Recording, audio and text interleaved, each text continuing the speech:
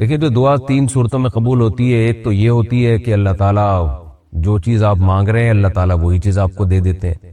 دوسری صورت یہ بنتی ہے کہ جو چیز آپ مانگ رہے ہیں وہ تو نہیں ملتی، اس کا آلٹرنیٹ مل جاتا ہے۔ تیسری صورت یہ ہوتی ہے کہ آخرت میں اللہ تعالیٰ اس دعا کو آپ کے لیے ذخیرہ کر دیتے ہیں اور قیامت کے دن اس کا اجر آپ کو اللہ تعالیٰ عطا فرمائیں گے۔ لیکن یہ 3 صورتیں ہی نہیں ہیں، اس کے علاوہ بھی کچھ صورتیں ہیں جس طرح سے دعا قبول ہوتی ہے۔ ایک صورت یہ بھی ہوتی ہے کہ آپ جو دعا مانگ رہے ہیں وہ نہیں ملتی، لیکن ہوتا یہ ہے کہ کوئی مصیبت جو آپ کی طرف آنے والی ہوتی ہے، جو آپ کو نہیں پتا ہوتا کہ ایک مصیبت آنے والی ہے، اللہ اس مصیبت کو ٹال دیتے ہیں۔ تو آپ تو یہ سمجھ رہے ہوتے ہیں کہ میری دعا قبول نہیں ہوئی، حالانکہ وہ آپ کی سے مصیبت ٹل رہی ہوتی ہے۔ بعض دفعہ یہ بھی ہوتا ہے کہ آپ کا کوئی گناہ معاف کر دیا جاتا ہے اس سے۔ تو ہر حال میں دعا قبول ہوتی ہے۔ اس کی وجہ یہ ہے کہ رسول اللہ صلی اللہ علیہ وسلم نے ارشاد فرمایا کہ اللہ تعالیٰ اس بات سے حیا کرتے ہیں کہ کوئی بندہ جب اس کی طرف اپنے ہاتھ اٹھائے ان یردہما خائبین، کہ اللہ ان ہاتھوں کو خالی ہاتھ لوٹا دے۔ ویسے بھی اصول ہے نا، کسی بھی بڑے سیٹ سے جب بھیک مانگی جائے تو کوئی بڑا سخی ہو، سیٹ ہو، تو وہ خالی ہاتھ لوٹاتے ہوئے شرم محسوس کرتا ہے اگر اس میں غیرت و حیا ہو۔ تو اللہ سے زیادہ تو غیرت والا کوئی بھی نہیں ہے، اللہ سے زیادہ تو جواد اور کریم کوئی بھی نہیں ہے۔ بل یداہ مبسوطتان، قرآن میں آتا ہے اللہ نے تو اپنے دونوں ہاتھ پھیلا دیے ہیں۔ تو یہ ممکن نہیں ہے کہ اللہ کی طرف ہاتھ اٹھائے جائیں اور وہ ان کو خالی ہاتھ لوٹا دے۔ لیکن یہ جو 4 صورتیں ہیں نا دعا کی قبولیت کی، تو اس میں ایک اہم پوائنٹ کی بات یہ ہے کہ چند صورتیں ایسی بھی ہیں جن میں دعا رد بھی کر دی جاتی ہے، یہ بھی ذہن میں رکھیں۔ یعنی ہمیشہ قبول ہونے کا مطلب جب ان قوائف کو پورا کیا جائے، تو جو اللہ نے دعا کی قبولیت کے بتائے ہیں تو دعا قبول ہوتی ہے۔ اگر ان قوائف کو آپ پورا نہیں کرتے تو دعا قبول نہیں ہوتی۔ ان میں ایک کیا ہے؟ حرام کھانا۔ نبی صلی اللہ علیہ وسلم نے فرمایا کہ انسان پراگندہ بال ہوتا ہے، سفر میں ہوتا ہے، اور کپڑوں پہ گرد و غبار، یعنی سفر میں جو انسان کی ایک حالت ہوتی ہے جو قابل ترس ہوتا ہے، وہ تو ایسی کنڈیشن میں تو دعائیں قبول ہوتی ہیں، لیکن فرمایا اس کے باوجود اس کی دعا کو رد کیا جاتا ہے۔ وجہ کیا ہے؟ کہ اس کا کھانا بھی حرام اور اس کا پہننا بھی حرام، حرام کھا رہا ہے اور حرام پہن رہا ہے۔ تو حرام کی وجہ سے دعائیں قبولیت کا امکان ختم ہو جاتا ہے یا کم ہو جاتا ہے۔ اور ایک وجہ دعا کی قبول نہ ہونے کی یہ بھی ہوتی ہے کہ آپ ظاہر قلب سے دعا مانگتے ہو، یہ بھی حدیث میں تذکرہ ہے اس کا۔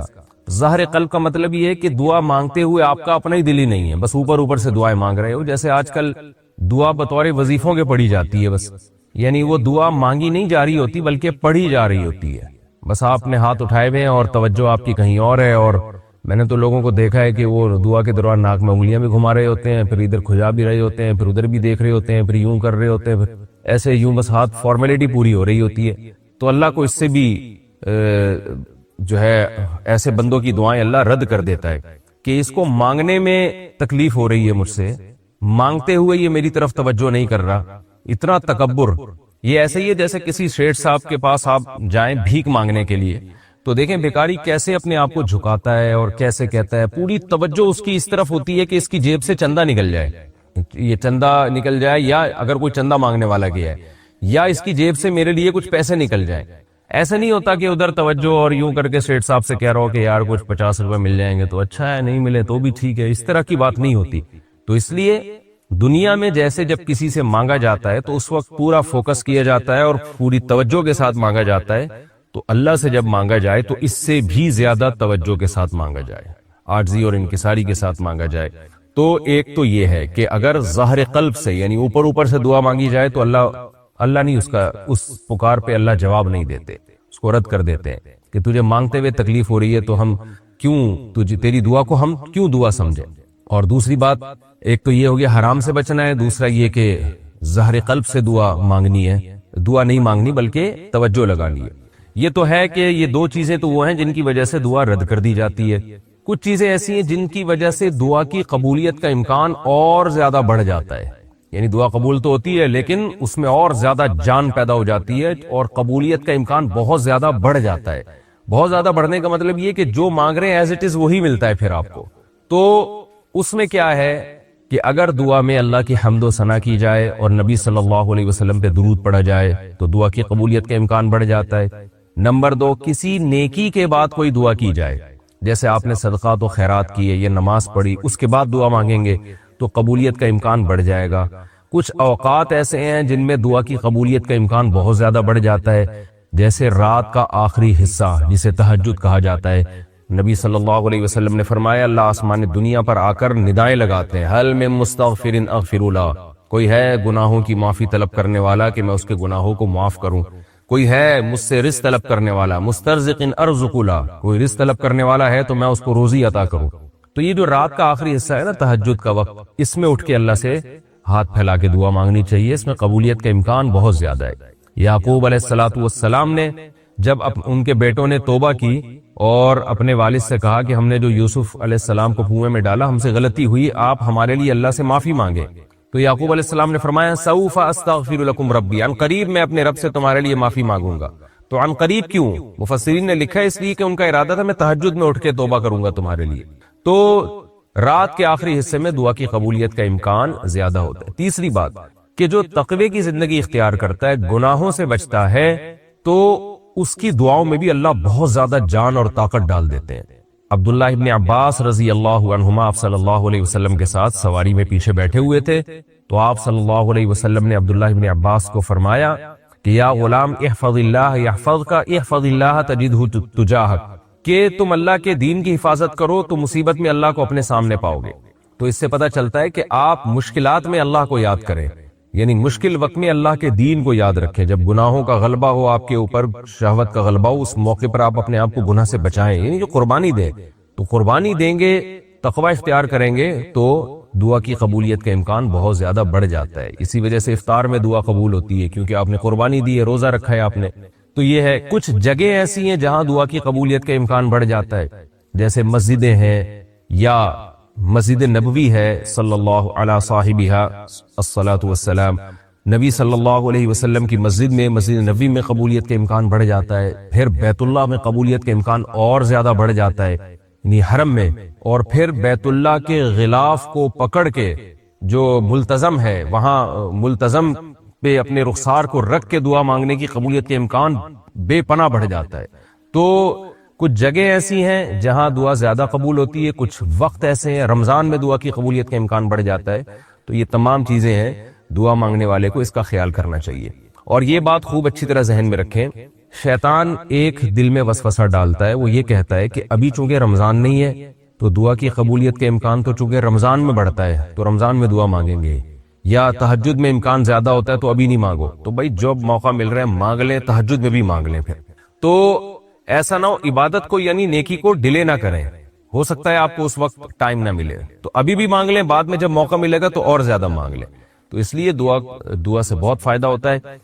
اور ایک بات اور ہے، ایک چیز رہ گئی تھی کہ ایک اور عمل ایسا ہے جس سے دعا رد کر دی جاتی ہے۔ وہ عمل کیا ہے؟ صحیح حدیث ہے، رسول اللہ صلی اللہ علیہ وسلم نے ارشاد فرمایا کہ اللہ تعالیٰ اپنے بندے کی دعا اس وقت تک قبول کرتے رہتے ہیں جب تک کہ وہ یہ نہیں کہہ دیتا کہ میں مانگ رہا ہوں مسلسل مگر اللہ قبول ہی نہیں کر رہا۔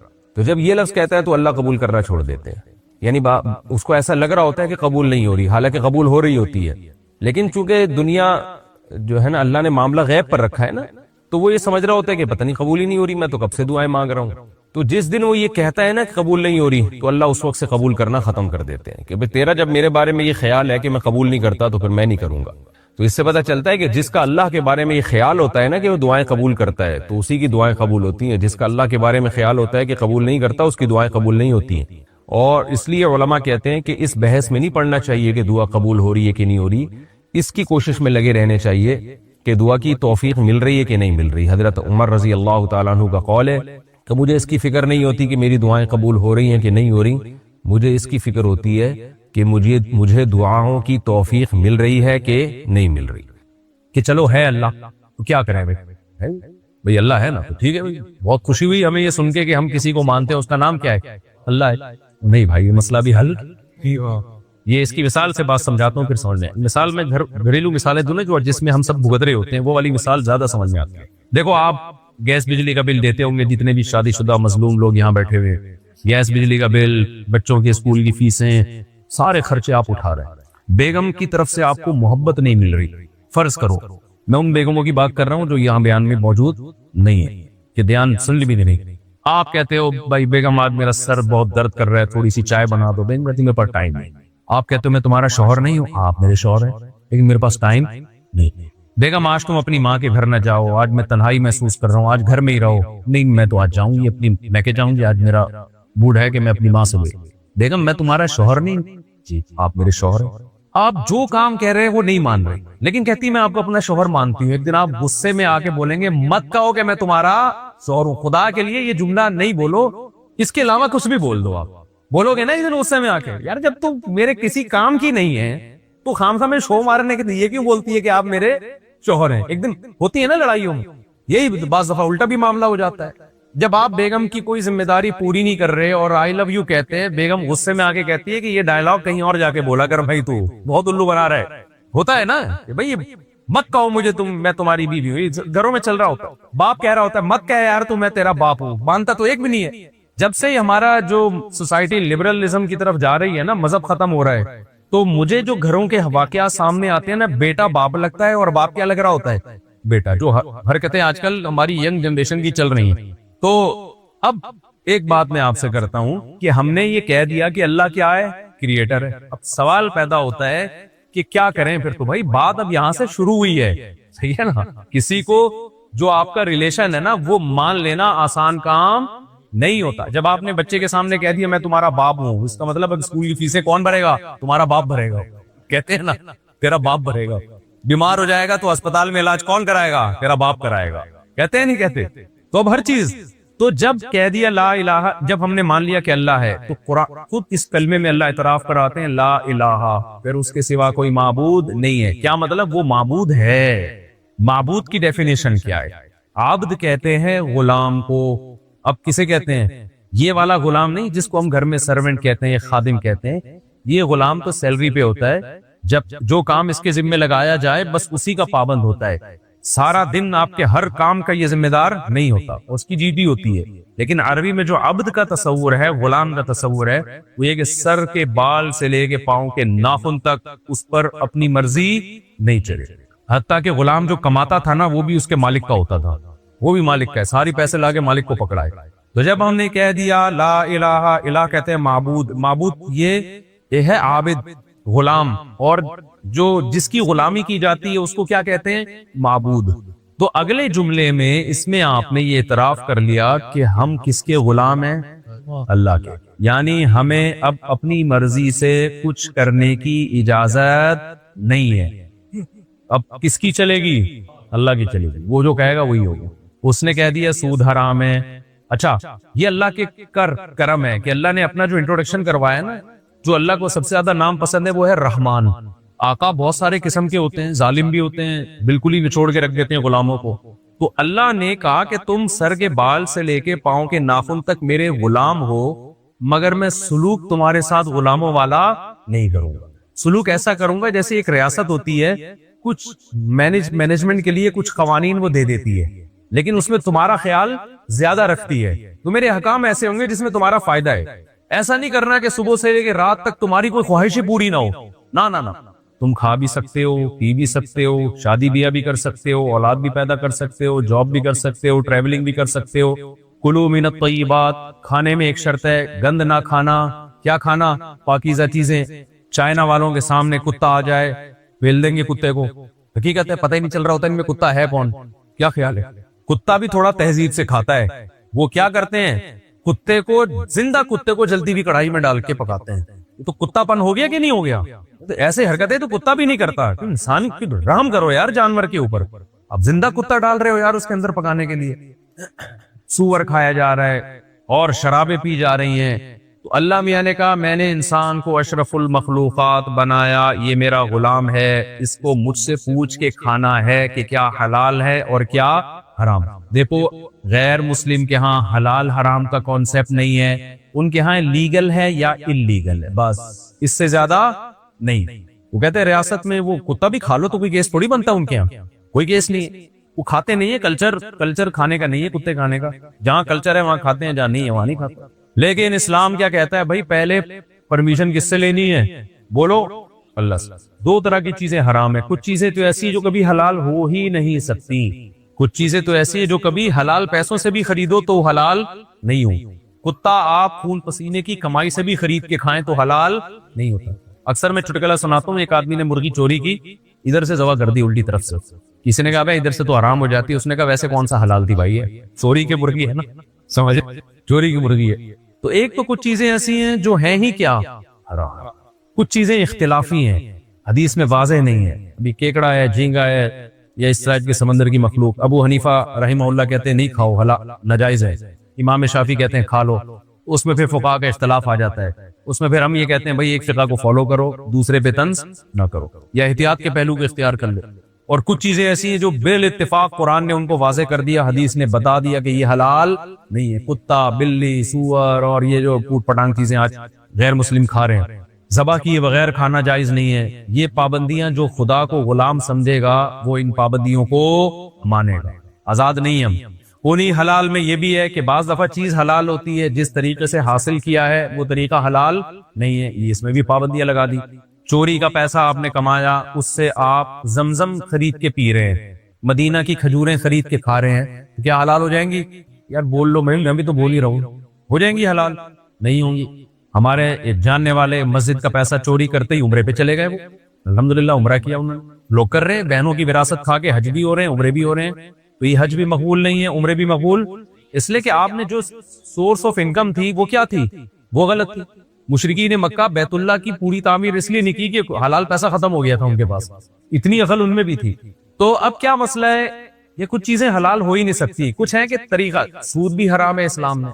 اللہ میاں نے کہا احل اللہ البیع, بزنس کرو حلال ہے, لیکن بزنس میں سود والا طریقہ اگر ہوگا, غیر مسلم کہتا ہے کوئی اس میں مسئلہ نہیں ہے. مشرکین مکہ نے اعتراض یہ کیا تھا کہ بھئی آپ کسی کو 1 کروڑ روپے دے کے 10 لاکھ اس پہ فار ایگزامپل پروفٹ لیتے ہیں, تو ہم جب ادھار پہ چیزوں کو خریدتے بیچتے ہیں تو بھی تو اسی طرح ہی پروفٹ ہوتا ہے. سمجھ رہے بات؟ مثال کے طور پر یہ بوتل ذرا دکھائیں, یہ بوتل فار ایگزامپل کتنے کی چل رہی ہے آج کل, 50 روپے کی بوتل ہے. اب یہ 50 روپے کی بوتل میں کہتا ہوں کیش پہ 50 کی ہے, ادھار پہ یہ 60 کی ہے. ادھار پہ کتنے کی ہے, 60. آپ نے اسی وقت طے کر لیا بھائی میں ادھار والی پیمنٹ پہ لوں گا, پیسے کل دوں گا, 60 روپے دوں گا, اسی وقت طے ہو گیا, کنفیوژن نہیں ہے, طے ہو گیا, یہ جائز ہے بالکل. مشرکین نے کہا یہی 50 روپے پہ ہم 10 روپے جب سود پہ لیتے ہیں تو یہ حرام کر دیا تمہارے خدا نے, اور وہی قسطوں کا جب ہم کرتے ہیں تو وہ کیا ہے, حلال ہے. تو یہ کھوپڑی میں آنے والی بات نہیں. تو قرآن نے, یعنی ان میں فرق کیا ہے, تو قرآن نے کوئی لمبی چوڑی حکمتیں نہیں بیان کی. قرآن نے کا فرق ہی ہے کہ ایک کو اللہ نے حلال کیا ہے اور ایک کو کیا کیا ہے, حرام. یہ فرق ہے, بہت بڑا فرق ہے. جو خدا کو مانے گا وہ اس بحث میں نہیں پڑے گا کہ اس کا نتیجہ کیا ہے. وہ کہے گا بھائی جس خدا نے قسطوں پہ بزنس کو حلال کر دیا, اس نے سود پہ بزنس کو کیا کر دیا ہے, حرام کر دیا, تو بس ہمارے لیے کافی ہے. جو غلام ہوتا ہے وہ نہیں اس سے آگے پوچھتا. آج ہماری لیبرل خواتین سے جب بات کی جائے پردہ فرض ہے تو کتنی لمبی چوڑی تقریریں, بھائی اصل تو نگاہوں کا پردہ ہوتا ہے. ارے ہم نے بھی بڑی پردے والیاں دیکھی ہیں, اوپر سے برقعے ہوتے ہیں, اندر سے ان کی حرکتیں ہمیں پتہ ہے. ارے بھائی اصل تو دل ہے. بھائی جو غلام ہوگا نا, جب اللہ نے عورت کو کہہ دیا کہ جب گھر سے باہر نکلیں تو جسم پہ پردہ ہونا چاہیے, اور نامحرم اور محرم کی اللہ نے قرآن میں فہرست بیان کی ہے. جس سے نکاح ہو سکتا ہے وہ نامحرم ہے, جس سے زندگی میں کبھی نکاح نہیں ہو سکتا وہ محرم ہے, اس سے پردہ نہیں ہے. جس سے زندگی میں کبھی بھی نکاح ہو سکتا ہے اس سے پردہ ہے. تو غلام کا کام آگے بحث میں پڑھنا نہیں ہے. سمجھتے ہو کہ نہیں سمجھتے؟ آج کل ایک نیا قانون آیا ہے, اب زیادہ میں گہرائی میں نہیں جاتا, وہ جو LGBT ٹائپ کی بیہودہ چیزیں ہماری سوسائٹی میں لائے جا رہے ہیں. اسلام نے الاؤ کیا, خدا نے اجازت دی. اس بھائی فیلنگ, مجھے یہ والی فیلنگ ہے تو وہ والی فیلنگ ہے. اللہ میاں نے آپ کو اگر غفار پیدا کیا ہے تو آپ ساری زندگی غفار ہی رہیں گے, جمیلہ بننے کی کوشش نہ کریں. آپ آج آ رہے ہیں فیس بک پہ, پہلے ان کا نام وسیم تھا, آج کل پہلے محمود نام تھا, اب محمودہ رکھ لیا انہوں نے نام. بھائی یہ نہیں ہے, یہ نیچر چینج نہیں کر سکتے آپ. گورا تو کنفیوز ہے نا, وہ تو ٹینشن میں کہ یار میں کروں کیا, وہ قانون بنا رہے ہیں, ہمیں تو کوئی ٹینشن ہے. تو خدا کے غلام ہے, اس نے ہمارے لیے اخلاقیات کا دائرہ کھینچ دیا کہ اس سے آگے جانے کی اجازت نہیں ہے آپ کو. میں جلدی سے بات کو سمیٹ کے ختم کرتا ہوں. تو ہم نے جب مان لیا نا کہ معبود ہے تو اس کا مطلب ہمارا خدا سے رشتہ ہے. اب ہمیں اس سے پوچھنا پڑے گا. تو الف لام میم میں اللہ نے کلمے کو ثابت کر کے نا پورے حکام دیے ہیں کہ یہ بھی کرنا ہے, یہ نہیں کرنا, یہ کرنا ہے, یہ نہیں کرنا, یہ کرنا ہے, یہ نہیں کرنا. پوری تفصیل ہے جو آپ علماء سے سنتے رہتے ہیں. اللہ تشرکو باللہ شیئا, اللہ کے ساتھ شریک نہ کرو. وبالوالدین احسانا, ماں باپ کو اولڈ ہاؤس میں جمع نہ کراؤ. گورے کے پاس قرآن نہیں ہے, اس نے ماں باپ کا حل کیا رکھا ہے یار, بوڑھے ہو گئے, ٹینشن ہے, گورنمنٹ نے ادارے بنائے ہوئے, وہاں رکھو, اچھا لائف کو ان کو انجوائے کرنے دو, اور یہ ہمیں بھی لائف کو انجوائے کرنے دیں. قرآن نے کیا کہا, جس کو بوڑھے والدین ملے, حدیث میں آتا ہے, حدیث بھی قرآن ہی کی تشریح ہے, جس کو بوڑھے والدین ملے اس نے ان کی خدمت کر کے اپنے اوپر جنت کو واجب نہ کر لیا, اس پر اللہ کی لعنت, کہ اتنا بہترین جنت کا آپشن اس نے ضائع کر دیا. یہاں ڈیفنس ہے, یہاں کتے پالنے کا بڑا رواج آ رہا ہے. ڈیفنس میں جو ہے نا شو کے لیے کتے بہت پالے جا رہے ہیں. معذرت کے ساتھ, اسلام میں کتا پالنا جائز بولو نہیں ہے. گورے پالتے ہیں, ان کو پالنے دیں یار. صرف حفاظت کے لیے رکھ سکتے ہو آپ, اگر ضرورت ہے حفاظت کی, یا شکار کے لیے رکھ سکتے ہیں آپ, شو کے لیے, دل بہلانے کے لیے نہیں رکھ سکتے. انگریزوں میں جو کتے پالنے کا رواج آیا نا, جب ان کے فیملی سسٹم تباہ ہوا ہے, بچے مارکیٹ سے کیا ہو گئے, شارٹ, دل بہلانے کے لیے جانور رکھنے پڑے ان کو. تو یہ ڈیفنس والوں سے میری ایک گزارش ہے کہ کتے کو جب اللہ نے ایک حکم دے دیا تو چھوڑ دو یار. لوگ کہتے ہیں وفادار ہے, تو وفاداری سے فائدہ اٹھانے کی اجازت دی ہے, شکار کرو نا اس سے, حفاظت کے لیے ضرورت ہے تو رکھو, وفاداری ہے تو جانور نا. دیکھو جانور میں اچھی کوالٹی اس کی اپنی سوچ سے نہیں ہوتی, اسی وجہ سے اس کو ثواب نہیں ملتا. اس میں وفاداری کے سافٹ ویئر انسٹال ہوئے ہوئے ہیں, وہ بے وفا بن ہی نہیں سکتا. یہ خوبی نہیں ہے کتے کی کہ آپ اس سے محبت کرنا شروع کر دو. انسان وفادار بنے پھر محبت کرو, کیونکہ وہ بے وفا بھی بن سکتا ہے اور وفادار بھی, اپنے اختیار سے وفا کر رہا ہے, اس سے محبت ہوگی اولاد میں, جو آپ کی اولاد وفا کرتی ہے. کتا تو اس میں تو سافٹ ویئر ایسے انسٹال ہو گئے ہیں, وہ بے وفائی کر ہی نہیں سکتا, تبھی اس کو نہ ثواب ملتا ہے. اور کچھ جانوروں میں بے وفائی کے سافٹ ویئر انسٹال ہو گئے ہیں, وہ بے وفائی رہیں گے تو ان کو بے وفائی پہ ہم برا نہیں کہہ سکتے, وہ ہے ہی ایسے, وہی اللہ نے ان کو ایسا بنا دیا. تو جانور ہے, فیملی ممبر بنانے کی اجازت نہیں ہے, جانور ہے, آپ حفاظت کے لیے رکھیں, کام لیں اس سے. نبی نے فرمایا جس نے کتا پالا روزانہ اس کی نیکیوں میں سے ایک قیرات کم ہوتا رہے گا, نیکیاں ضائع ہوتی رہیں گی. شکار کے لیے جیسے پیرٹس پالے ہوئے ہیں, پرندے پالے ہوئے ہیں, ان کی حفاظت کے لیے رکھنا ہے, یا کوئی سیکیورٹی کا مسئلہ ہے, پھر کتے سونگ کے بتا دیتے ہیں کہ سسرال والے آ رہے ہیں کہ یا دوسرے لوگ آئے ہیں, پہلے سے کتوں کو پتا ہوتا ہے, ٹھیک ہے نا, تو سالے والوں کو ڈرانے کے لیے رکھے ہوئے ہیں, وہ ایک الگ بات. تو جلدی جلدی میں اپنی بات کو سمیٹ کے ختم کرتا ہوں. تو ہم مانتے ہیں کہ وہ ہمارا معبود ہے, یعنی ہم نے اس کی غلامی کرنی ہے, لیکن اس نے بتا دیا کہ میں تم پر اتنے مشکل احکام نہیں ڈالوں گا کہ تم اس کو برداشت نہ کر سکو. میں یہ کروں گا کہ بری چیزوں کو ناجائز کر دوں گا, اچھی چیزوں کو لیگل کر دوں گا, جائز کر دوں گا. زنا حرام کر دیا, نکاح کو اس نے کیا کر دیا, صرف حلال نہیں کیا, پیغمبروں کی سنت بنا دیا اس نے. اب آپ نکاح کی طرف نہ جاؤ اور زنا کی طرف جاؤ تو اس کو غصہ آئے گا کہ نہیں آئے گا, پھر وہ جہنم کی آگ میں ڈالے گا. پھر یہ اشکال کہ اللہ کا ظرف اتنا چھوٹا کیوں ہے, وہ جہنم میں کیوں ڈال رہا ہے. اللہ کہتا ہے جب میں نے تیرے لیے پوری کائنات بنا دی, مسجود ملائکہ بنایا, اور اتنا کچھ رزق تجھے دیا, اشرف المخلوق بنایا, اور پھر تیرے لیے حلال کے دروازے بھی کھول دیے کہ بھائی نکاح کر تو. اب کتنی کر یہ میں نہیں بتا سکتا, لیکن اللہ نے اجازت دے دی, تو پھر تو حرام کی طرف کیوں جا رہا ہے. حق بنتا ہے کہ نہیں بنتا اللہ کا, پھر وہ سزا دے گا.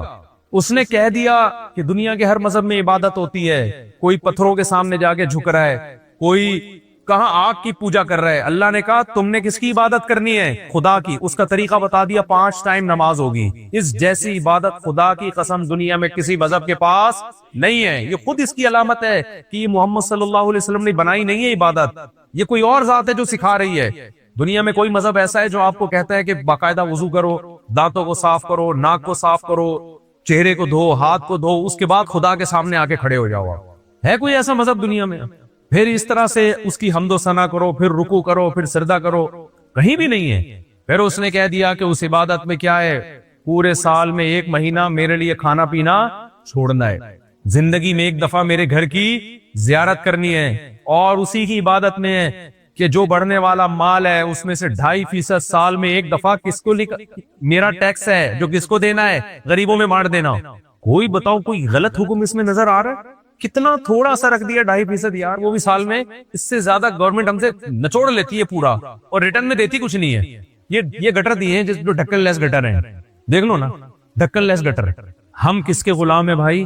اللہ کے غلام. اچھا, لوگ ایک اکثر یہ سوال کرتے ہیں یار ہم اس میں لگے رہیں گے تو ہم تو ترقی سے پیچھے رہ جائیں گے.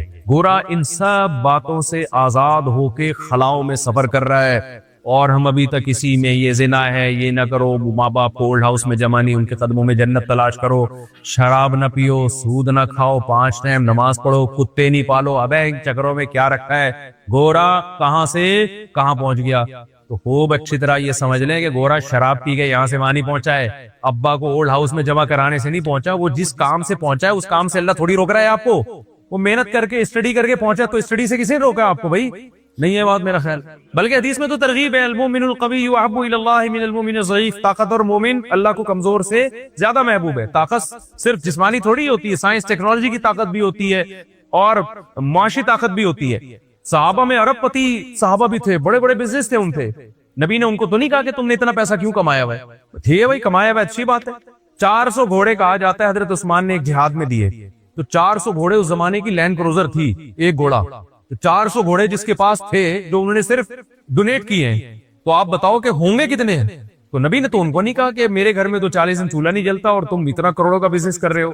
کہیں بھی نہیں ملتا کہ بزنس اسلام میں کیا ہے, حرام ہے, جتنا مرضی کماؤ بھائی. تو ترقی سے آپ کو اسلام نہیں روک رہا, انسان کا بچہ بنانے کا حکم دے رہا ہے کہ انسان کا بچہ بن کے ترقی کرو. گورے نے سارا فوکس کر دیا ترقی کو, جس کی وجہ سے ان کا جو سوسائٹی میں تباہ ہوئی ہے, سوسائٹی فطرت سے بغاوت, خدا کو اپنی زندگیوں سے نکال دیا. تو ہمیں ایک پہلو تو ان کا نظر آ رہا ہے ترقی, مریخ اور چاند کی باتیں. دوسرا پہلو جو انتہائی خطرناک ہے وہ ہماری نظروں سے اوجھل ہے, جس کی میں صرف ایک چھوٹی سی مثال دوں گا. اتنی ترقی کر کے بھی خودکشیوں کا ریشو سب سے زیادہ اس کنٹری میں ہے جو سب سے زیادہ ترقی یافتہ ہے. اس کا مطلب کوئی بہت بڑا ٹیکنیکل فالٹ ہے, کوئی بہت بڑا فالٹ ہے کہ جو سب کچھ ہو کے بھی کیا ہو رہا ہے, جو انسان کا ایک مقصد ہے خوشیاں ملے اس کو, وہ پھر بھی نہیں مل گی. تو یہ قرآن کا میرے بھائی پیغام تھا. تو آج سے توبہ کرو, پہلا تو یہ عزم کرو ہم کس کے غلام ہیں, اللہ کا. اچھا, کلمے کا آخری مطلب یہ کہ معبود بھی صرف وہی ہے, اس کے علاوہ کوئی نہیں ہے. وہی ہے, معبود تو ہے لیکن ہے بھی صرف وہی, اس کے علاوہ ہم کسی کو نہیں مانتے معبود ہونے میں. یہ 4 پیغام اس کلمے میں اللہ نے ہمیں دیے ہیں, تو اپنی زندگیاں اس پیغام کے مطابق لانے کی کوشش کریں. اللہ مجھے بھی عمل کی توفیق عطا فرمائے اور آپ حضرات کو بھی عمل کی توفیق عطا فرمائے. کانسیپٹ نہیں ہوا تھا آپ کو یہ شادیاں کر سکتی ہیں, آپ نے بتایا. یہ کہہ رہے ہیں کانسیپٹ کلیئر نہیں ہوا تھا کہ کتنی شادیاں اسلام میں کر سکتے ہیں. آپ کا نام کیا ہے؟ بلال بھائی پوچھ رہے ہیں, تو بھابھی ان سے خود ہی الجھ لیں بعد میں. بلال بھائی پوچھ رہے ہیں کتنی شادیاں کر سکتے ہیں. بلال رحمت اللہ یہ پوچھ رہے ہیں کتنی شادیاں کر سکتے. تو آپ تو میرڈ ہیں نا ماشاء اللہ. ہاں, تو بس وہ اب آپ کو گھر جا کے پتا چلے گا کہ آپ کتنی کر سکتے ہیں. ویسے تو صرف 4 کر سکتے ہیں, اس سے زیادہ کی اجازت نہیں. ابھی ان کے کہنے کی ضرورت ہے اس میں. دیکھیں پورا بیان ایک طرف اور اب بات کیا چل رہی ہے. یہ اقبال بھائی پوچھ رہے میرے سالے صاحب, یہ پوچھ رہے ہیں کہ بیوی سے اجازت کی ضرورت ہے یا نہیں. وہ پورے بیان کا, اب لوگ مجھے کہتے ہیں ہر وقت مفتی صاحب شادیوں پہ بات کرتے ہیں, آپ تو بتا دیں. تو اقبال بھائی نام بتا. سالے صاحب اقبال بھائی پوچھ رہے ہیں کہ بیوی سے اجازت ضروری ہے. دیکھو اگر بیوی سے اجازت ضروری ہو تو پھر تو کوئی بھی نہیں کر سکتا. کیا خیال ہے؟ تو اللہ تعالیٰ سے دعا ہے کہ اللہ تعالیٰ ہمیں سمجھنے کی, عمل کی توفیق عطا فرمائے, اور جو یہاں قرآن پڑھا گیا اس کی برکتیں اللہ نصیب کرے. اس گھر میں بھی اللہ اپنی خصوصی رحمتیں اور برکتیں نازل کرے اس قرآن کی برکت سے. اللہ تعالیٰ ہمیں سمجھنے کی, عمل کی توفیق عطا فرمائے. وما علینا الا البلاغ. بہت اچھی بات. یہ بھی معجزہ ہے نا قرآن کا.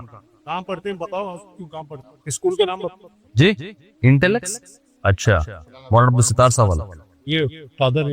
اچھا, بھی اللہ تعالیٰ مبارک کرے جی آپ کو. بہت یہ چھوٹے بھائی اگر دلی ہاتھ ملاؤ. یہ بیٹھے اللہ اکبر, لا الہ الا. دعا کر لیتے ہیں. الحمدللہ رب العالمین والعاقبۃ للمتقین والصلاۃ والسلام علی رسولہ الکریم وعلی آلہ وصحبہ اجمعین. اے اللہ جو کچھ کہا سنا اس میں کمی کوتاہیوں کو معاف فرما, اس میں جو حق بات ہوئی اللہ ہم سب کو اس پر عمل کی توفیق عطا فرما. اے اللہ جو قرآن یہاں پڑھا گیا ہے اپنے دربار میں اس کو قبول فرما. اے اللہ اس کے حلال کو حلال سمجھنے کی, اس کے حرام کو حرام سمجھنے کی توفیق عطا فرما. اے اللہ اس قرآن کی برکتیں اس گھر کو بھی نصیب فرما, اس علاقے کو بھی نصیب فرما, پورے شہر کو نصیب فرما. جن بچوں نے قرآن پڑھا ہے اللہ ان کے پڑھنے کو قبول فرما. اس قرآن کو ان کے والدین کے لیے اور جن استاذوں سے انہوں نے قرآن سیکھا ہے اللہ ان استاذوں کے لیے بھی صدقہ جاریہ بنا. اے اللہ جو ہمارے مرحومین اور اس مجمع میں جتنے لوگ بیٹھے ہوئے ہیں ان کے جو بھی مرحومین دنیا سے جا چکے ہیں اللہ تو ان سب کی مغفرت فرما. جو بھی بیمار ہیں اللہ تو اپنے فضل سے ان سب کو شفاء کامل عاجل عطا فرما. جو بے روزگار ہیں اللہ تو ان کو کشادہ رزق حلال نصیب فرما. جس کی جو جائز مراد ہو اللہ اس کی مراد کو پورا فرما. ریان صاحب نے پشاور سے پوچھا ہے جی کچھ لوگوں کا کہنا یہ ہے کہ دعا کے بعد ہاتھوں کو منہ پر نہیں پھیرنا چاہیے، اس بارے میں رہنمائی فرما دیجیے۔ اس بارے میں ہمارے پاس حدیث موجود ہے، سنن ترمذی کی حدیث ہے، حضرت عمر بن خطاب رضی اللہ عنہ سے روایت ہے رسول اللہ صلی اللہ علیہ وسلم سے، اذا رفع یدیہ فی الدعاء لم یحطہما حتی یمسح بہما وجہہ، اور دوسری روایت میں لم یردہما حتی یمسح بہما وجہہ، کہ آپ صلی اللہ علیہ وسلم جب دعا کے لیے ہاتھ اٹھاتے تو اپنے چہرے پر جب تک ہاتھ پھیر نہ لیتے تو ہاتھ نیچے نہ کرتے۔ روایت اگرچہ ضعیف ہے لیکن اس کے مطابعات اور شواہد اس روایت کے موجود ہیں، جس کی وجہ سے قابل قبول ہے، اور مسئلہ کوئی اتنی اہمیت کا حامل بھی نہیں ہے کہ اس کے لیے کوئی بہت زیادہ مضبوط حدیث چاہیے، لیکن اس سے اتنا ہو جاتا ہے کہ اگر کوئی یہ عمل کرتا ہے تو اس کو بدعت نہیں کہا جائے گا اور غیر ثابت شدہ عمل نہیں ہے یہ۔ کیا فرض نماز کے بعد امام کا ہاتھ اٹھا کر اجتماعی دعا کرنا اور مقتدیوں کا آمین کہنا درست ہے؟ اگر کوئی شخص امام کے ساتھ اجتماعی دعا میں شریک نہ ہو اور اپنے اذکار کرتا رہے یا اٹھ کر چلا جائے تو کیا حکم ہے؟ ابو عبیدہ۔ دیکھیے فرض نماز کے بعد جو ہمارے بر صغیر میں مساجد میں ائمہ حضرات کا دعا کا ایک معمول ہے، یہ ہمیں نبی صلی اللہ علیہ وسلم سے اس کا ثبوت نہیں ملتا۔ یہ بات تو صحیح احادیث میں بہت کثرت سے ہے کہ نمازوں کے بعد فرض کے بعد دعا قبول ہوتی ہے، یہ تو کئی احادیث میں، تو لیکن اس سے فرض سے مراد کیا ہے؟ کیونکہ دوسری احادیث میں آتا ہے، صحیح حدیث میں، کہ نبی صلی اللہ علیہ وسلم فرض نماز کے بعد صرف اللہم انت السلام والی دعا کے بغیر بیٹھتے تھے پھر اٹھ جاتے تھے۔ تو علماء نے تطبیق یوں دی ہے کہ فرض نماز کے بعد صرف اللہم انت السلام پڑھا جائے، پھر سنتوں کے بعد دعا مانگی جائے، اور وہ دعا بھی کیا ہے؟ وہ وظائف ہیں، کیونکہ ایک حدیث کی تشریح دوسری حدیث سے ہوتی ہے۔ حدیث میں آتا ہے نمازوں کے بعد دعائیں قبول ہوتی ہیں، لیکن وہ دعائیں خود نبی نے کیسے مانگی ہیں، صحابہ نے کیسے مانگی ہیں؟ تو ہمیں نہیں ملتا کہ نبی صلی اللہ علیہ وسلم فرائض کے بعد ایسے ہاتھ اٹھا کے دعا مانگا کرتے تھے اور صحابہ پیچھے آمین آمین کہتے تھے، ایسا نہیں ملتا ہمیں حدیث میں، نہ فقہ میں ملتا ہے، کہیں بھی نہیں ہے۔ ظاہر ہے حدیث میں نہیں ہے تو فقہ میں بھی نہیں ہے، کیونکہ فقہ تو قرآن و حدیث ہی سے مرتب کیا گیا ہے۔ تو اس لیے ہمیں جو دعائیں ملتی ہیں وہ وظائف ہیں، یعنی نبی نے آیت الکرسی پڑھی، اللہم لا مانع لما اعطیت ولا معطی لما منعت ولا ينفع ذا الجد منک الجد، مخصوص الفاظ کی دعائیں ہیں جو ہاتھ اٹھائے بغیر ہیں۔ تو اس لیے فرض نماز کے بعد صرف اللہم انت السلام پڑھنا چاہیے، پھر سنتیں پڑھیں، پھر یہ مخصوص وظائف پڑھیں، اور اگر کسی نے فرض نماز کے بعد ہی سارے وظائف پڑھ لیے تو بھی گنجائش ہے اس کی، بعض علماء اس کے بھی قائل ہیں۔ تو لیکن یہ جو فرائض کے بعد ہاتھ اٹھا کے پراپر طریقے سے امام دعا مانگ رہا ہے اور مقتدی بھی اس کے ساتھ اجتماعی دعا میں شریک ہے، یہ ہمیں قرآن و سنت میں نہیں ملتا، اور اس کا معمول تو بالکل ہی نہیں ملتا۔ اگر نبی ہر نماز کے بعد ایسے کرتے تو ایک روایت نہیں کئی روایتیں ہوتی، کیونکہ یہ خود فقہ کا ایک پراپر اصول ہے جو فقہاء نے لکھا ہے، خاص طور پر حنفی فقہاء نے تو اس اصول کو بہت اہمیت دی ہے۔ وہ یہ ہے کہ اگر کوئی کام ایسا تھا جو نبی صلی اللہ علیہ وسلم کے دور میں کثرت سے کیا جاتا تھا، تو اس کو اگر ایک ہی راوی نقل کر رہا ہے تو یہ خود اس حدیث کے یعنی اس کی علامت ہوتی ہے کہ یہ حدیث قابل قبول نہیں ہے، کیونکہ اتنی کثرت سے عمل ہوا ہے تو صرف ایک روایت کیوں ہے؟ تو ظاہر ہے پھر یا تو وہ یہ سمجھا جائے گا کہ نبی نے کبھی کبھار یہ کام کیا، اگر ایک روایت ملے گی تو یوں سمجھا جائے گا کبھی کبھار کیا، اس سے آپ معمول نہیں نکال سکتے کہ معمول تھا نبی صلی اللہ علیہ وسلم کا۔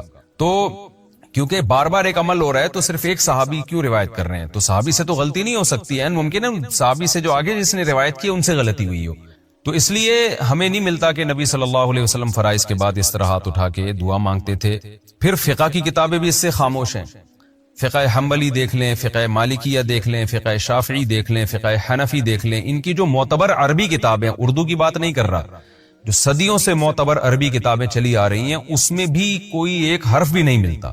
فقہ حنفی کی مشہور فتوے کی کتاب ہے فتاوی شامیہ، اس میں نہیں ہے کہ فرض نماز کے بعد امام دعا مانگے گا ہاتھ اٹھا کے، حالانکہ فقہ میں تو بہت باریک باریک جزیات بھی ذکر کی جاتی ہیں۔ فتاوی عالمگیریہ دیکھ لیں، اس میں تو الٹا لکھا ہوا ہے کہ امام کو چاہیے کہ اللہم انت السلام کے بقدر بیٹھے اور کھڑا ہو جائے۔ تو اگر فقہاء اس کو سنت سمجھتے تو عالمگیریہ میں تو لکھا ہوتا نا، وہ اتنا جزیات باریک باریک بیان کرتے ہیں، وہ اتنی اہم چیز فقہاء سے کیسے نظروں سے اوجھل ہو گئی؟ تو اس سے پتہ چلتا ہے کہ یہ بر صغیر میں ایک چیز ہے جو بعد میں شروع ہوئی ہے، اس کا ہمیں شروع کی کتابوں میں کوئی ثبوت نہیں ملتا ہے، نہ فقہ شافعی کی آپ جو مستند کتابیں فقہ کی ان میں بھی نہیں ملتا، نہ حنابلہ کی کتابوں میں تذکرہ ملتا ہے، نہ مالکیہ کی جو معتبر کتابیں ان میں بھی تذکرہ نہیں ملتا۔ تو یہ اکثر اردو فتاوی میں یا بعد میں جو عربی کتابیں لکھی گئی ہیں جو ہمارے علماء نے لکھی ہیں، ان میں کچھ انہوں نے لکھا ہے کہ کوئی روایات، ایک آدھ روایات پیش کی ہیں، جن کی صنعت میں بھی کچھ کلام ہے. تو اس لیے ہماری رائے میں یہی ہے. اور اس پر لوگ کہتے ہیں کہ میرا تفرد ہے, میں جمہور سے ہٹ کے بات کر رہا ہوں. ایسا نہیں ہے. حضرت مفتی محمد شفیع صاحب رحمۃ اللہ علیہ جو مفتی اعظم پاکستان تھے, ان کا پورا اس پہ ایک رسالہ ہے کہ وہ اسی میں یہی ثابت کیا کہ فرائض کے بعد یہ اجتماعی دعا ثابت نہیں ہے. حضرت مفتی رشید احمد صاحب رحمہ اللہ تعالیٰ کا پورا ایک رسالہ ہے اصل فتاوی میں, آپ دیکھ سکتے ہیں. بڑے مدلل انہوں نے بحث کی ہے کہ یہ کہیں بھی ثبوت نہیں ملتا ہمیں اس کا, تو اس کو چھوڑ دینا چاہیے. لیکن بہرحال مسئلہ کوئی بہت زیادہ اہمیت کی نوعیت کا نہیں ہے, اس لیے ایسا نہ کریں کہ میرا کلپ سن کے آپ اماموں کو تنگ کرنا شروع کر دیں. مسجدوں میں پھڈے بازی نہ کریں, امام کو اپنے حال پہ چھوڑ دیں. وہ اگر دعا مانگ رہے تو مانگتا رہے, آپ کچھ نہ کہیں, آپ ہاتھ نیچے کر کے آرام سے بیٹھے رہیں. فتنہ نہ پھیلائیں مسجدوں میں. آج کل مسئلہ یہ کہ ایک مسئلہ پتہ چلتا ہے تو تھوپنا شروع کر دیتے ہیں. اگر امام ان علماء کو فالو کر رہا ہے جو اس دعا کے قائل ہیں تو اس کو کرنے دیں, آپ اس کو تنگ نہ کریں. بدعتی ہونے کا فتویٰ نہ لگائیں. یہ چھوٹی چھوٹی باتوں پہ بدعتی ہونے کا فتویٰ لگانا یا اختلاف کو حد سے بڑھانا یہ ٹھیک نہیں ہے. تو اس لیے مسئلہ سن لیا, بس خود عمل کر لیں. اگر کوئی دوسرا عمل کر رہا ہے ٹھیک ہے, نہیں کرے تو چھوڑ دیں. اس سے بڑے بڑے مسائل بہت ہیں آج کل, ان کو فوکس کرنا چاہیے, ان چھوٹے چھوٹے مسائل میں نہیں پڑنا چاہیے. بس اپنی رائے کا اظہار کر دیں اور پھڈے بازی نہ کریں. تو یہ بہت امپورٹنٹ ہے. باقی یہ کہ آپ کو کیا کرنا چاہیے, آپ ہاتھ نیچے رکھ کے بیٹھے رہیں یا اپنا وظیفہ پڑھتے رہیں, ذکر کرتے رہیں, اپنا ہاتھ نیچے رکھ کے بیٹھے رہیں, یہ بھی ٹھیک ہے. اٹھ کے نہ جائیں آپ.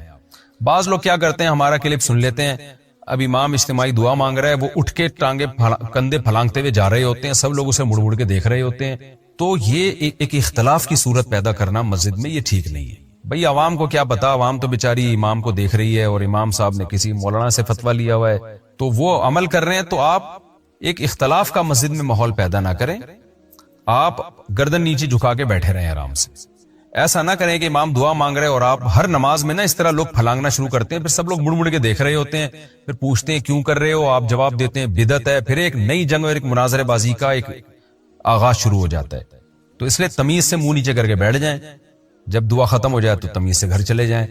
تو چھیڑ چھاڑ نہ کریں مسجدوں میں, اللہ کا واسطہ. پہلے کم پھڈے ہیں, جو مزید پھڈے ہم شروع کریں. تو اس لیے نہ امام کو تنگ کریں نہ مقتدیوں کو تنگ کریں, تمیز سے منہ نیچے کر کے بیٹھے رہیں. اور کبھی کبھار دعا میں شرکت کر لیں تو بھی کوئی حرج نہیں ہے, کبھی کبھار تو جائز ہے. اس کو معمول بنا لینا جس سے لوگ اس کو سنت سمجھیں, اس پر ہمیں اعتماد نہیں ہے, ہم اس طریقوں کو ٹھیک نہیں سمجھتے.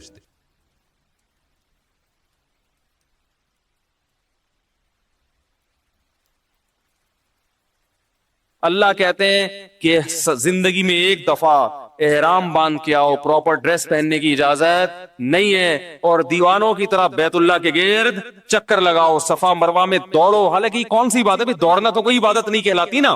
اللہ نے کہا دوڑو, بیت اللہ کے غلاف سے لپٹ کے, بیت اللہ کے دروازے سے اپنے رخسار کو رگڑ کے میرے سامنے رو, جیسے محبوب کسی سے لپٹ کے محبت کا اظہار کر رہا ہوتا ہے. میدان عرفات میں مٹی میں اپنی ناک کو رگڑو. تو یہ جو اللہ نے عبادت کا ایک خاص طریقہ رکھا ہے, یہ طریقہ صرف ان کو سمجھ میں آئے گا جو دیوانوں کی طرح اپنے رب سے محبت کرتے ہیں. جن کی طبیعت میں دیوانوں والی محبت نہیں ہے, وہ اس طریقے کو, اس طریقہ عبادت, یہ والا طریقہ ان کی سمجھ میں نہیں آئے گا. وہ کہیں گے یہ کیا ہے بھائی, ہم 3 پیس سوٹ ٹائی پہنا کرتے تھے, اللہ میاں نے بولا ایک دھوتی پہنو اوپر سے ایک چادر. یہ کیا ہے, وہاں جا کے کیا کر رہے ہیں, گھوم رہے ہیں, حجر اسود کو چوم رہے ہیں. کیا ایک پتھر ہی تو ہے بھائی, اس کو کیوں چوم رہے ہیں بھائی, بیت اللہ سے نسبت ہے اس کی, یہ اللہ کا گھر ہے. کیسے دیواروں سے لوگ رخساروں کو لگا رہے ہوتے ہیں وہاں. وہ شعر یاد آتا ہے, امر من الدیار دیار لیلا وقبل ذا الجدار وذا الجدار وما حب الدیار شغفن قلبی ولكن حب من سکن الدیار. جو مجنو تھا نا, وہ لیلا کے گھر در و دیوار, اس زمانے میں محبوبائیں پردہ کیا کرتی تھیں, ٹھیک ہے نا, ڈیٹ ویٹ کا سسٹم ایجاد نہیں ہوا تھا, موبائل پہ ایزی لوڈ اور یہ سب مس کالیں وہ کالیں چلتی نہیں تھی. کبوتر بازی ہوتی تھی, وہ کبوتر لے کے آئے, وہ کبوتر باز وقت کہیں اور بھی چلا جاتا تھا, ٹھیک ہے نا. تو بڑی پرابلم تھی. تو یہ جو مجنون ہے نا, یہ لیلا کے عشق میں کیا کر رہا ہے, اس کی دیواروں کے گرد چکر لگا رہا ہے, اور بڑے سخت پہرے غیرت مند مردوں کے, وہ نکلنے نہیں دیتے. تو یہ چکر لگا رہا ہے اور پھر محبوبہ کی دیواروں کو چوم رہا ہے. پھر لوگوں سے کہتا ہے کہ بھائی امر من الدیار دیار لیلا وقبل ذا الجدار وذا الجدار, لوگوں میں لیلا کے در و دیوار کے گرد گھومتا ہوں, کبھی اس دیوار کو چومتا ہوں کبھی اس دیوار کو.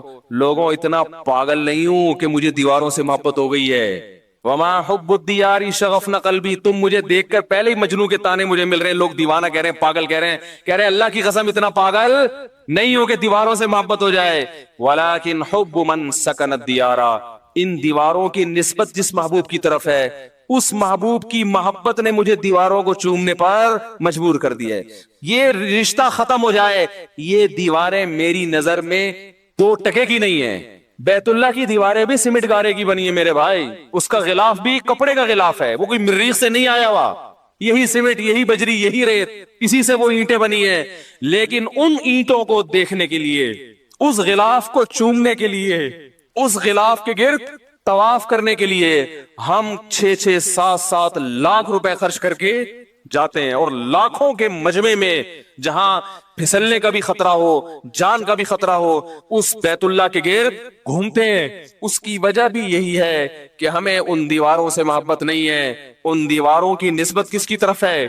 खालिक़ कायनात। उसने कह दिया कि ये किसका घर है, रहता भी नहीं है वो, वहां पे रहता भी नहीं है, बनाया भी इंसानों ने उसको, लेकिन रब ने क्या कह दिया, ये घर किसका है, मेरा। बस इतनी निस्बत हमारे लिए काफी है। बैतुल्ला से इश्क करने के लिए, बैतुल्ला से मोहब्बत करने के लिए हमारे लिए इतनी दलील काफी है कि इस बैतुल्ला को, ये रब ने क्या कह दिया इसके बारे में कि किसका घर है, मेरा। बस इतना कह दिया, अब हमें कोई डॉक्यूमेंट नहीं चाहिए, इसके लिए कोई सबूत नहीं चाहिए, मजीद कोई सबूत नहीं चाहिए। ये निस्बत हमें मजबूर करती है कि हम लाखों लाखों रुपए खर्च करके उस घर की जियारत के लिए जाते हैं और अपना पसीना वहां जाके बहाते हैं। कितनी टेंशन मैंने बूढ़े बूढ़ों को देखा है, बूढ़े बूढ़े लोगों को देखा है, कितनी टेंशन। ये तो आज बैतुल्ला की जियारत आसान हो गई, जब बैतुल्ला की जियारत आसान नहीं थी, लोग जब बैतुल्ला पे पहली नजर पड़ती थी बेहोश हो जाया करते थे, अटैक हुए लोगों को, मौत हुई है लोगों की। तो इब्राहिम अलैहिस्सलाम ने अल्लाह का घर बनाया और क्या ऐलान किया, अल्लाह इस ऐसी जमीन पे घर बना रहा हूं जहां ना घास का तिनका और ना पानी, लेकिन तू इस जगह को ऐसा बना दे कि तहवी इलैहि अफइदतुन नास, कि लोगों के दिल इसकी तरफ लुढ़कना शुरू कर दें। कोई एंटरटेनमेंट की जगह नहीं है वहां पे। मरी में होता, स्विट्जरलैंड में होता तो हम कह सकते थे भाई असल में तो स्विट्जरलैंड है, नाम बैतुल्ला का लिया जा रहा है, देखना क्या चाहते हैं मौलाना साहब, स्विट्जरलैंड घूमना चाहते। अल्लाह ने ऐसी जगह बनाया, संगलाख पहाड़, ये तो अब आबाद हो गया, वरना तो आप जहाज में देखते होंगे चिटाने, खुश संगलाख चिटाने। ऐसी जगह बनाया कि यहां आने वाला सिवाय बैतुल्ला की मोहब्बत के इसके दिल में उसके अलावा और कोई जज्बा ना हो। और यही वजह है कि आज वहां जद्दा पे जो कुछ होता है, जद्दा एयरपोर्ट पे सब जानते हैं, लोग क्यों बर्दाश्त करते हैं। किसी और एयरपोर्ट पे इतनी सख्ती हो और ये कुछ हो, लोग उस मुल्क में जाएंगे, छोड़ देंगे। ये बैतुल्ला की मोहब्बत है जो लोगों को खींच के लाती है। तो अल्लाह ने हज क्यों रखा है? दीवानगी के इजहार के लिए। नबी सल्लल्लाहु अलैहि वसल्लम ने फरमाया, दा खतामल ईमान मर रज़िया बिल्लाहि रब्बा व बिल इस्लामी दीना व बि मुहम्मदिन सल्लल्लाहु अलैहि वसल्लम नबिया। इस्लाम का जायका चख लेगा वो शख्स जिसने अल्लाह को अल्लाह मान लिया, नबी को नबी मान लिया और अल्लाह की किताब को किताब मान लिया। तो आपने फरमाया इस्लाम का जायका, इससे पता चलता है इस्लाम में क्या है, एक चाशनी, एक लज्जत है, जायका है। एक आप मुल्की कवानीन को फॉलो करते हैं, उसमें लज्जत नहीं है, चाशनी नहीं है, लेकिन जब अल्लाह के दीन पे चलते हो तो इसमें अल्लाह ने एक जायका भी रखा है, लुत्फ और मजा भी रखा है। लेकिन ये लुत्फ और मजा सिर्फ उन्हीं को महसूस होता है जो अल्लाह को अल्लाह होने के लिहाज से राजी हो जाते हैं और उससे मोहब्बत करना शुरू कर देते हैं। अल्लाह ताला से दुआ है कि अल्लाह ताला हमें भी अपने घर की जियारत नसीब फरमाए और जज्बे के साथ। उलमा कहते हैं वहां जाके बुराइयां करना, इससे वहां की जो एक रूहानी कुव्वत वहां मिलनी चाहिए थी, वो कुव्वत क्या हो जाती है, खत्म हो जाती है। तो अल्लाह ताला हमें भी जियारत नसीब फरमाए। बकरीद में जानवर को कुर्बान करने का हुक्म दिया। बजाहिर बड़ा तरस आता है उस जानवर के ऊपर, हमें भी आता है, हम भी इंसान है। हमने बकरा पाला था, मैं तो हज पे गया हुआ था, तो घर वालों ने वीडियो बना के भेजी। बकरा पहले सोचता है यार 10 दिन तक ऐसे हार फूल डाले जा रहे हैं मेरे गले में, घास खिलाई जा रही है, ऐसी प्यार मोहब्बत की बातें, अचानक लिटा के क्या करते हैं, गला काट, चीख रहा होता है। वो तरस आता है इंसान को, और तरस आना ही कुर्बानी है। अगर तरस ही नहीं आ रहा फिर कुर्बानी थोड़ी है, तो गोश्त खा लिया आपने। इब्राहिम अलैहिस्सलाम जब अपने बच्चे को ज़बह करने के लिए लिटा रहे थे तो उनको तरस आ रहा था कि नहीं आ रहा था? بولو نا یار آپ لوگ پتہ نہیں کیا مسئلہ ہے آپ لوگ کے ساتھ یار, نیمبو لا کے لکھوں گا میں, سب لوگ تھوڑا تھوڑا کھائیں. غم بھی ہو رہا تھا نا, تو یہی تو قربانی تھی. ساس کو اگر حکم دیا جاتا کہ بہو کو ذبح کرو, کیا خیال ہے, یا بہو کو حکم دیا جاتا ساس کو ذبح کرو, یہ قربانی ہوتی؟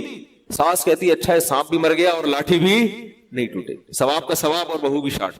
باپ کو حکم دیا جا رہا ہے کیا کرو, بیٹے کو ذبح کرو. ابراہیم علیہ السلام کو اللہ نے حکم دیا اپنی زوجہ حضرت ہاجرہ کو شام سے چل کے, ارض شام سے, اور مکہ کی بیابان زمین میں چھوڑ کے آ جاؤ جہاں نہ پانی ہے نہ گھاس کا تنکا ہے. حضرت ابراہیم اس پہ خوش تھے, طبعی طور پر غم تھا نا ان کو کہ اپنی اس شہیدی زوجہ کو میں کہاں چھوڑ کے آ رہا ہوں. پرہیزگار زوجہ تھی, کتنی پرہیزگار کہ ابراہیم علیہ السلام کے حکم پر بھی انہوں نے عمل کیا, تبھی تو قربانی تھی کہ دل غم زدہ تھا. آج کسی کو حکم دو اپنی بیگم کو وہاں چھوڑ کے آ جاؤ, وہ پرینک بلے ہوئے ہوتے ہیں نا, بیگم صاحبہ میکے جا رہی ہیں, بندہ کہہ رہا ہے بہت افسوس ہو رہا ہے, جیسے وہ منہ ادھر ہوتا ہے ناچنا شروع کر دیتا ہے خوشی سے. کتنے لوگ ایسے ہیں جو انتظار کر رہے ہیں کاش ہمیں بھی 10 دن مسلسل خواب آئے کہ اپنی بیگم کو سسرال چھوڑ کے آ جاؤ. بڑے مکہ نہ چھوڑو, کہاں چھوڑ کے آ جاؤ. آپ لوگوں کے علاوہ کی بات کر رہا ہوں. وہ چاہ رہے ہیں کہ یار اللہ ہمیں بھی کوئی آرڈر دے تاکہ ثواب کا ثواب اور قربانی کی قربانی, لیکن یہ قربانی نہیں ہوگی. وہ ایک صاحب نے مجھے کہا کہ وہ میرے ابا جو تھے نا, وہ انہوں نے دوسری شادی کی تو میری والدہ کا انتقال ہو گیا تھا تو انہوں نے کر لی, تو کہہ رہے میں نے کہا میں بھی کرتا ہوں. تو ابا نے کہا کم بخت میری تو بیوی مر گئی تھی تو میں نے کی ہے, تیری تو زندہ ہے. تو میں نے کہا ابا میری نہیں مر رہی تو میرا کیا قصور ہے اس میں, میری نہیں مر رہی تو میرا کیا قصور ہے اس میں. آپ لوگ کے علاوہ کہ یہ جذبات ہیں. تو قربانی جو یہ صرف مذاق ہی ہے بھائی, اس کو سیریس نہ لیں. خواتین بہت غصہ ہوتی ہیں کہ ہمارے خلاف بولتا رہتا ہے, ہمارے خلاف بولتا رہتا ہے. تو اگر میں یہ بیان بھی کر رہا ہوں تو اس میں نیگیٹو میں بیان کر رہا ہوں نا کہ کتنے نالائق مرد ہو گئے ہیں آج کے, یہ کوئی خوشی سے تھوڑی بیان کر رہا ہوں. سوال پیدا پھر ہنسی کیوں آ رہی ہے؟ اگر خوشی سے بیان نہیں ہو رہا, ہنسی آپ لوگ کو دیکھ کے آ رہی ہے مجھے کہ آپ لوگ باتوں سے اتنا خوش ہو رہے ہیں, عملاً کتنا خوش ہوتے ہوں گے. بات کرنے پر اتنی خوشی ہو رہی ہے آپ لوگوں کو, اگر عملاً اللہ نے حکم دے دیا کہ اس کو سسرال چھوڑ کے آ جاؤ تو آپ خوشی سے پاگل ہو جائیں گے. آپ سے مراد آپ کے علاوہ. اچھا خیر جلدی سے ٹاپک کو مکمل کریں, وقت بھی پورا ہو گیا ہے. تو جب اللہ اس کے رسول نے کوئی حکم دے دیا, اللہ کا اللہ ہونا ثابت ہو گیا, رسول کا رسول ہونا ثابت ہو گیا. اب جب حکم دیا جائے گا تو حکم آپ کی کھوپڑی میں آئے یا نہ آئے, آپ نے کیا کرنا ہے, فالو. حج میں بھی تو ایسا ہی ہوتا ہے. حج تو ایسی ٹریننگ ہے, ایسی پریکٹس ہے کہ اپنی عقل کراچی سے آئے ہو تو کراچی پہ رکھ کے آؤ. ہم جاتے بیت اللہ کی زیارت کے, اصل تو حج بیت اللہ کا ہے. وَلِلَّهِ عَلَى النَّاسِ حِجُّ الْبَيْتِ. علماء کہتے ہیں ہر عبادت کا ایک سبب ہوتا ہے. حج کا سبب بیت اللہ ہے, اللہ کا گھر, اس کی زیارت کے لیے. لیکن ہوتا کہاں ہے, عرفات میں. 9 ذی الحجہ کو اللہ کہاں بھیج دیتا ہے؟ بھائی دل تو چاہ رہا ہے بیت اللہ میں جائیں, بیت اللہ کا غلاف پکڑیں, ملتزم سے چمٹیں. اللہ کہتا ہے نہیں, کہاں جانا ہے, میدان عرفات میں جمع ہونا ہے. بلکہ 8 ذی الحجہ کو موو کر جانا ہے مینا میں, بیت اللہ سے دور. پھر 9 تاریخ کو کہاں جانا ہے, عرفات, اور دور ہو جاؤ بیت اللہ سے, وقوف عرفات میں ہوگا. اے اللہ عرفات کے بعد ہمیں لے آ تو بیت اللہ, نا نا نا نا, اب مزدلفہ میں رات کو قیام کرنا ہے. پھر کیا کریں, مزدلفہ سے مینا جانا ہے, شیطان کو کنکریاں مارنی ہے, اور یہ سارے کام 2 چادروں میں کرنے ہیں. اور پہلے دن جو شیطان کو کنکری مارنی ہے, 2 شیطان چھوڑ کے تیسرے والے کو مارنی ہے, پہلے 2 کو نہیں مارنی. کیوں بھائی, یہ تو راستے میں آ رہے ہیں. جب آپ جا رہے ہیں مینا کی طرف تو پہلے پہلا شیطان آئے گا, پھر دوسرا آئے گا, پھر تیسرا. نا نا نا, پہلے کو بھی نہیں, دوسرے کو بھی نہیں, کس کو, تیسرے کو. یا اللہ یہ کیا ہے, یہ شیطان تو یہ بھی ہے نا, یا یہاں بھی آیا تھا نا شیطان. دوسرے دن 3 کو مارنی ہے, تیسرے دن بھی 3 شیطانوں کو, پہلے دن 2 کو کیوں معاف کر دیا؟ اللہ کہے گا جب میں کوئی آرڈر دے رہا ہوں اب کھوپڑی استعمال کرنے کی اجازت, کیونکہ اگر کھوپڑی استعمال کی لمٹ کو کیا کر رہے ہو, کراس. بلکہ اس سے بڑا اشکال تو یہ ہوتا ہے کہ کنکریاں مار کیوں رہے ہیں اس کو, وہاں شیطان تھوڑی ہے کوئی. وہاں تو ابراہیم علیہ السلام کے سامنے شیطان آیا تھا تو تھا نا, اب تھوڑی ہے. لیکن حکم ہے کہ آپ نے کیا کرنا ہے, سنت ابراہیمی کو زندہ کرنا ہے. اور یہ کام آپ 15 لاکھ روپے خرچ کر کے کرو گے, 12 لاکھ, 10 لاکھ. لبرل لوگ چیختے رہ جائیں گے 10 لاکھ سے کسی غریب کی شادی کرا دیتے. اتنے مفتی صاحب کے شادیوں پہ بیان سنے, پھر بھی 10 لاکھ کسی غریب کی شادی کرائے بغیر کہاں چلے گئے, کنکریاں مارنے, حج کرنے. 10 لاکھ ان چیزوں پہ خرچ کیا. جس کو مذہب سمجھ میں نہیں آتا اس کو یہ سارے کام کیا لگتے ہیں, فضول. یہ کرنے گئے ہم 12 لاکھ 10 لاکھ. اللہ سے امید ہے کہ انشاءاللہ اگلے سال تک 10 کروڑ کا ہو جائے گا حج, جس حساب سے مہنگائی چل رہی ہے نا. جتنا جلدی ہو سکے کر لیں آپ لوگ, समझ रहे हो?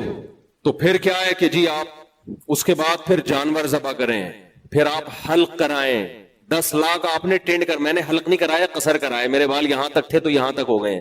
आप कह सकते हैं टेंड कराने में क्या जा रहा था? टेंड कराने में ये जा रहा था कि लोग टेंड को जरूरी समझना शुरू कर दिया लोगों ने, वरना मुझे टेंड होने से कोई तकलीफ नहीं है, क्योंकि मैंने पहली दफा जब हज किया तो टेंड कराई मैंने, उसके बाद मैंने उम्रा किया तो कसर का मतलब 1 इंच बाल। तो बहुत लोग एतराज कर रहे थे कि ये कैसा हज है, आपने टेंड नहीं कराई। मैंने कहा अब मैं कसर ही कराऊंगा, कि तुम्हें क्या तकलीफ है, जब अल्लाह ने इजाजत दी है कसर की तो आपको क्या हुआ? हाँ, हल्क में 3 गुना सवाब ज्यादा है, इसमें तो 2 राय नहीं है, हल्क में सवाब ज्यादा है। लेकिन अल्लाह ने जब ऑप्शन दे दिया कि चाहो कसर कराओ चाहो हल्क कराओ, तो सवाब तो फिर उस आदमी का मामला है ना, उसमें दूसरे को क्यों हो रहा है कि भाई ये क्यों नहीं? फिर मुझे ख्याल हुआ कि यार ये जो एक चीज जो लाजिम नहीं है उसको लोग लाजिम समझ रहे हैं ना, इसकी भी नफी जरूरी है। यहां आने के बाद मैंने सोचा मैं टेंड करा दूं, फिर मैंने कहा यार अब वो लुक भी नहीं आएगा सवाब तो मिलेगा ही नहीं, और वो हज की टेंड अलग ही होती है, उसका अलग ही नूर होता है। अब दोबारा उम्रे पे गए तो टेंड दहशतगर्दी का जड़ से खात्मा कर देंगे इंशाअल्लाह। नहीं भी किया तो ये आपका मैटर नहीं है, ये मेरा जाती मसला है। क्या ख्याल है? खैर बात को समेटूं जल्दी से, तो कैसे काम कराए जा रहे हैं भाई, रमी फिर टेंड करा दो, उसके बाद अब क्या करना है, तवाफ ज़ियारत जो हज का तवाफ है वो बकरीद के 3 दिनों में ही करना है। अल्लाह इतना रश है, 3 दिन के अलावा कुछ हुक्म दे दे? अल्लाह ने कहा नहीं, मैं इस्लाम की शौकत पूरी दुनिया के सामने जाहिर करना चाहता हूं। अगर बकरीद के ये 3 दिन अजीम दिन है, अय्याम नहर है, कुर्बानी के दिन है, ईद के दिन है। हज का जो तवाफ है वो ईद के दिनों में ही होगा, ईद के दिनों के अलावा नहीं होगा। क्यों? ईद का दिन है, मुसलमानों की अजमत शौकत ताकत, तो 30-40 लाख का मजमा 3 दिन के अंदर जब बैतुल्लाह का तवाफ करेगा, और इतना रश इस्लाम के बारे में दुनिया देखेगी कि इस्लाम जिंदा है। 1400 साल के बाद भी पूरी चमक धमक के साथ इस्लाम क्या है, अपने जिंदा होने का सबूत दे रहा है। दुनिया देखती है ये मनाजिर, ऐसे चींटियों की तरह और शहद की मक्खियों की तरह लोग बैतुल्लाह से चिमटे हुए होते हैं इन 3 दिनों में। ये हज का असल तवाफ ये वाला है हज का, जिसके लिए बैतुल्लाह को बनाया गया, जिसमें कुरान में आता है ना वलिल्लाहि अलन्नासि हिज्जुल बैत, लोगों पर लाजिम है कि अल्लाह के लिए बैतुल्लाह का तवाफ करें। तो ये वाला तवाफ है वो जिसको हज का रुकन कहा जाता है। तो अल्लाह ने कहा 3 दिन के अंदर, और कमाल यह कि अल्लाह ने ऐसा लाजिम करार दे दिया कि अल्लाह ने कहा कि इसके बगैर आपकी बीवी आप पर हलाल नहीं होगी। औरत अगर ये तवाफ ना करे तो वो शौहर पे हलाल नहीं, शौहर ये तवाफ ना करे तो बीवी हलाल नहीं उस पर, दोनों एक दूसरे पर हराम जब तक दोनों तवाफ ना कर लें। क्योंकि इसका खतरा था कि पतली गली से निकल न ले लोग कि यार बहुत रश है भाई, बहुत रश है, हमसे नहीं हो रहा, अगले साल आके हम कजा कर लेंगे, जैसे होता है ना कजा पढ़ लेंगे। अल्लाह ने कहा कजा नहीं पढ़ सकते, कजा नहीं कर सकते, इसको अभी करना पड़ेगा। तो ये सारे काम हमसे कराए जा रहे हैं ये बताने के लिए कि जब अल्लाह को अल्लाह, रसूल का रसूल मान लिया तो अब उसके ऑर्डर को क्या करना है, फॉलो करना है उसके ऑर्डर।